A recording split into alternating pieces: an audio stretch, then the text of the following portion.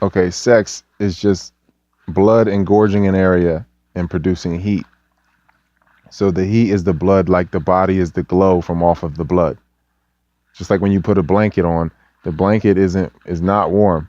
It's the heat of the body that the blanket is trapping and keeping in an area. It's just the blood. The blood is keeping the warmth. It's because it's the light. It's the true light, or it's a better representation of the light in physical form. So things that house light. Let's look at the body itself. The body's born naked, right? So that is our natural state of being born naked. So where can we live on this plane of existence where we can live naked year round? Places where you can be warm. Places that are warm year round is where the body can naturally live naked year round. So that's equilibrium, that's balance, that's void. In that state, because the netter is nature, neither, to be male and female, to be void is the natural, that's the natural state. So in that state, which is equilibrium, you are what, near the equator. Equilibrium, equator, that's where warmth is. That's where it is the warmest, where we have the best shot of living naked year round. Unless you're on some Iceman stuff and you're breatharian and you're just transmuting the cold into heat and you're on that stage of evolution, then so be it. But as far as the people that are experiencing the herd mentality and just being humans, let's delve into this. So you're born naked, and if you're somewhere that is warm, where it can keep you naked all the time, it's gonna be somewhere that's hot, right? Somewhere where there's a lot more sunlight. So that means, what body is best or suited for an abundance of sunlight?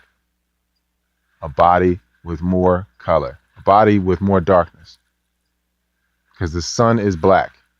Or you could say the sun is void, and then it births the darkness, ultraviolet, and then from where we are, from that distance or from that projection, we're getting the appearance of being light, but we get darker in the sun. So you retain more heat if you're darker. If you cleanse the body and you're fruitarian and you're raw or whatever, going towards breatharianism, you're going to continue. You're going to be breathing in sunlight, retaining more heat, retaining the melanin, the energy that is you. You're going to be rebuilding, remembering. So when it comes to sex, you're experiencing heat. You're playing with the fire. You're playing, and that's the heat from the vagina and the heat from the penis itself, from the blood going to that area. So that's why you get this stigma of black being better, because the more melanin, the more heat you can retain, the more warmth, because melanin is warmth. So if you can tolerate more warmth, then you can have better sex, because you don't pop as easy, because it's just heat. If you're not breathing correctly, because you're balancing the heat with the air. So that's the balance of, like, the fire needs the air. I can't burn unless you're there. So you need not oxygen. You need the air. So you need the air to counter the heat, to stay balanced. But if you already are heavily melanated, your transmutation process is so much stronger. In a sense, your lungs are converting the air at a different rate. Everything, your heartbeat is at a different rate. The vibration is at a different rate. This is apparent in every way. So you are holding heat at a different way. So if you don't prematurely ejaculate and your erection is full, so you get this, stigma that black is better, because it's always gonna be that way, because it's about heat, being able to retain the heat. And then the people that they get connected to their tether of the source, they get back connected to the darkness in which they stem from. They will the way to do it is to control their breathing, get back into breathing, so that they can retain more heat. Then they can have better sex, and then because everything is sexual. So then that's the foundation of the physical life, is sex. So everything is spawned from there, and the warmth.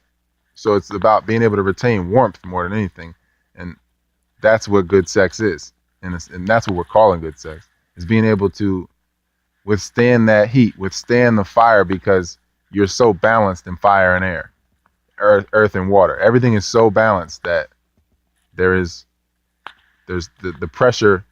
It's like there is no pressure, because that, I mean, everything, life is pressure itself. And then, as you have changing the pressure, moving the blood from your brain to the lower organs, to the sex organs, and then you have sex with someone who's doing the same. Then if you choke the person, you're cutting off the air, it heats up at the root, and then most people just pop. So like, it's just how much do you rape yourself? The more you rape yourself, the less warmth you will have.